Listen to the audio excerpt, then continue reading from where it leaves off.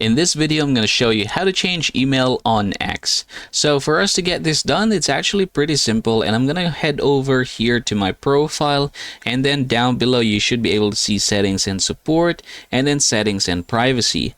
Here, what you're going to do is choose your account here at the top, and then you're going to click the account information. So there is your email right there. I want you to go ahead and open that, and then from here, what you're going to be doing is changing or verifying your password first. So I'm going to do this one real quick. All right, there you go. So I have put my password now. I'm going to go ahead and tap the next button right here, and there you go. So here, go ahead and nominate your new email address. So I'm going to go ahead and do this real quick. All right, there you go. So I have input here my new email address. I can just go ahead and click the next button down here and then verify this one with the code received on your previous email or on your current email.